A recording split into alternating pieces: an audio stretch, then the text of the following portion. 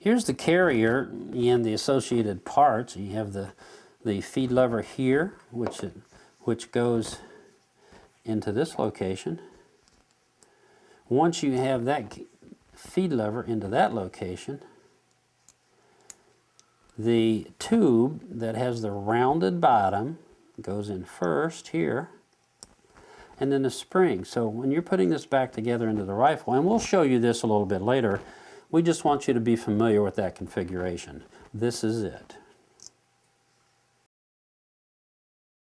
Next, we'll remove the receiver cover. First, cock the hammer, and then simply slide it to the rear. Next, remove the bolt by lifting up and back. Note the slot in the guide and also the bolt. We have to turn this so that they go over top and around the ejector inside here, and we're sliding them back and into place. Now we're going to take the charging handle and we're going to push this bolt back with one finger as soon as we get it lined up here. Okay, we push the bolt in to align the charging handle with the slot on the bolt. Now it is retained in the receiver. Next, we're going to reinstall the action bar, also known as the operating slide. The front end of this piece connects to the bushing here, and the other end of it has a pin on the back that's going to correspond to the slot in the action lever here.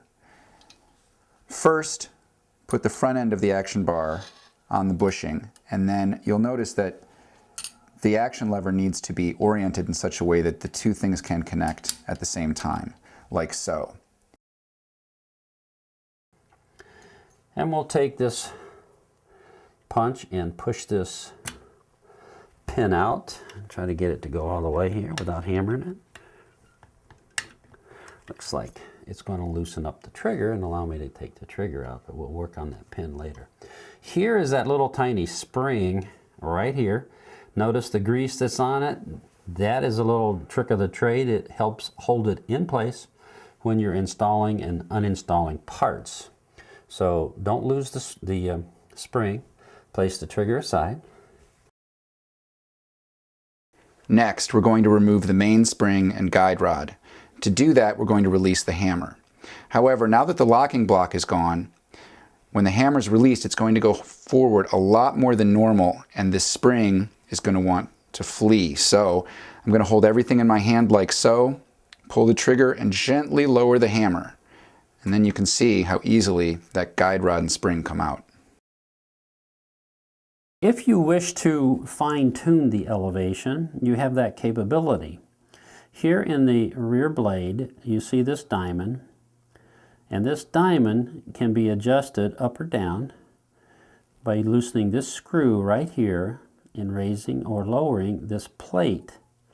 And this plate also has two different types of notches, a V and a U. You have your choice. Your Henry rifle comes with a fully adjustable rear sight. That means it can be adjusted for both windage and elevation.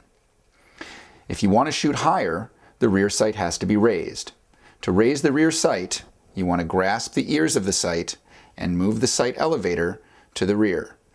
Each notch raises your sight incrementally. To lower the rear sight, lift up on the ears and push the elevator forward. The carrier fits into this notch in the receiver here, and then the front just drops down. To put in the screw, I want to lay the receiver down a little bit, and then the screw should go right in. I'm using the small screwdriver that I removed most of the parts with, including the lever.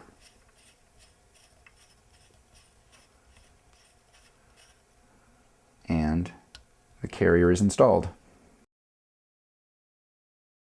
Slide the panel off.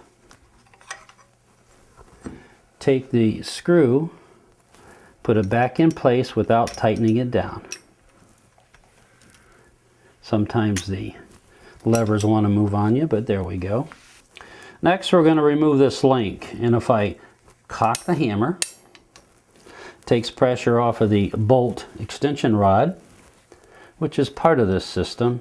Open the lever a little bit, raise the link up and out. Set that aside.